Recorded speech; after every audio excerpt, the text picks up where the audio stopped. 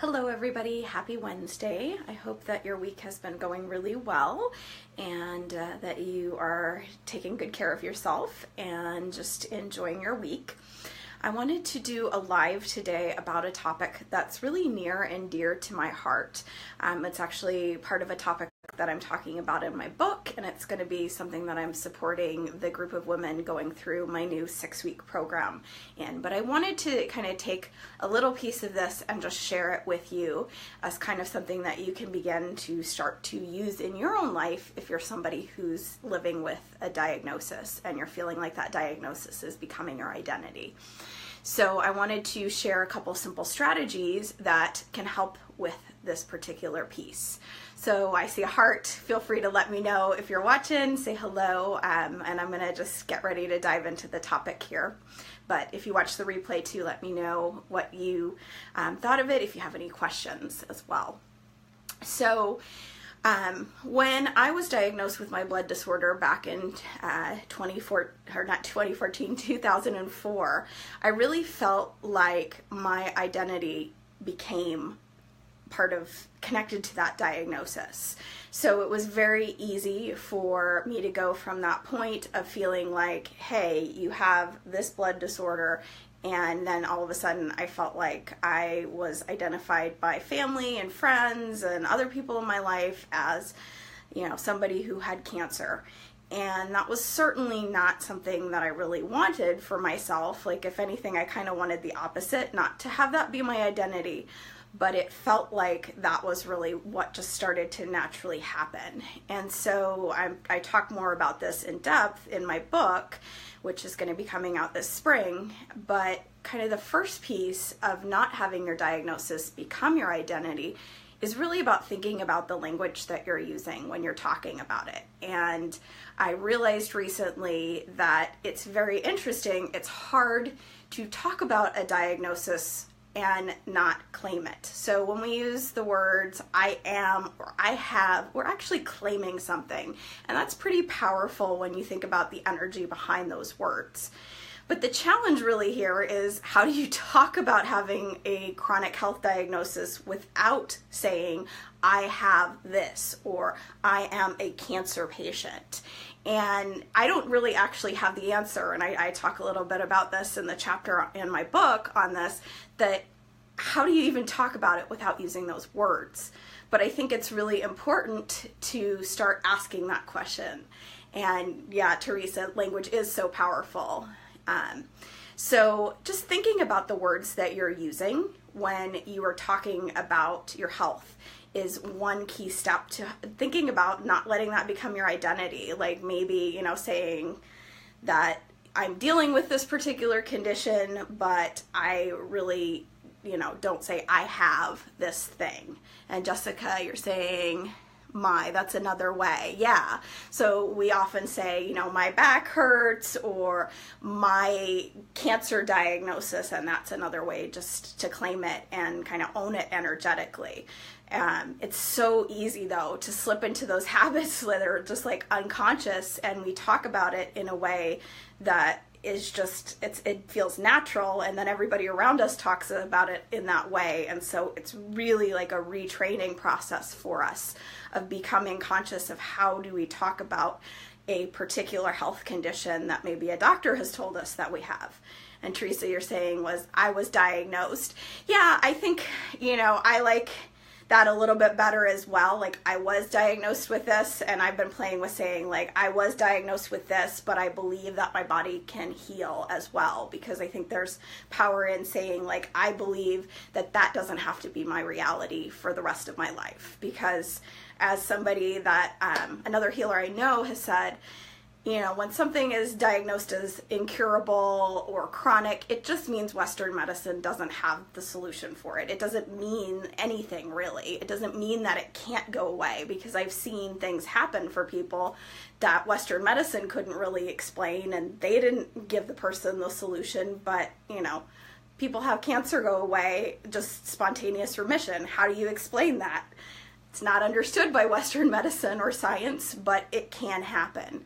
And that's part of the power of not attaching and not using the words, I have this. So that's kind of the first piece. The second piece, I'm just looking at my notes because I get really excited and then it's like, what did I want to say? So the second part of this process is really about thinking about who you are surrounding yourself with as you're going through this process and this healing journey for yourself. So for me, when I was diagnosed, I remember that I saw a social worker and she was like, hey, we have this cancer support group. And I was like, no. Like I actually, looking back at it, I freaked out in that moment. Like I went into a full-blown panic attack and felt like the room was just suddenly had no air in it, because I did not want to be in that group. Now, I'm not saying that support groups can't be helpful for some people. Like some people, you need to talk about it in a safe environment and be honest and open and share. But for me, I'm super empathic. I'm highly sensitive. I was terrified that I was going to have to go through chemotherapy, even though I was told that wasn't what was going to happen. I was like, no, I do not want to be surrounded by other people who are going through this process, and many of them who were going through chemo. And so I think that can be generalized too, to like, who are we spending our time with? Who are we surrounding ourselves with? Are we surrounding ourselves with people who believe that we can heal and are holding us in that space of like possibility and just believing those things? Or are we hanging out with the people who are kind of like, poor you were given this diagnosis, how hard it must be, your life must suck. Like that's just not really helpful. And Teresa, you're saying relational environment. Yeah, what influences our thinking and our choices. So really just thinking about that, like, because there's statistics out there that say, you know, who you spend most of your time with has a huge influence on kind of how we think and how we act. Who or what, yeah. Because, yeah, it's not just about people, too, in our environment. So finding yourself in a community that can hold you in that space, where that space of possibility, that space of keeping you lifted up and hopeful instead of, you know, identifying you as poor you. You know, you're the girl with cancer, you're the girl with rheumatoid arthritis, you're the woman with this. Like when people, and I felt like people were doing that to me in the beginning. Like everybody in my life who knew about the diagnosis, they would call me up and the first thing they'd be like, how are you feeling? How do you feel today? And I'm like, I don't really want to talk about how I feel today. Like, you know, it's a natural tendency, I think, for people to feel sympathy for you, but just finding kind of a community that's not going to always be like, oh, you know, with that tone, like, how are you doing today? What's going on? And Connie, you're saying finding yourself and others to look at you, yeah, like the girl with this particular issue. So it's definitely a challenge, you know, to get yourself out of that environment where people are kind of identifying you with something.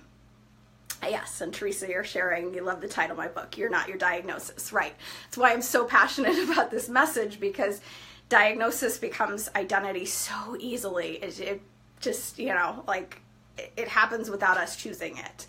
And I really want to support women in moving out of that space, because we're not a diagnosis. We are so much more than that, and there's so much more possibility. So think about for kind of the second tip, you know, who are you spending your time with? Like, where can you find a supportive community, but not people who are overly identifying you with that diagnosis? And then I think this next point actually speaks to what you were talking about, Connie, which is about kind of thinking about boundaries that you have for certain people in your life.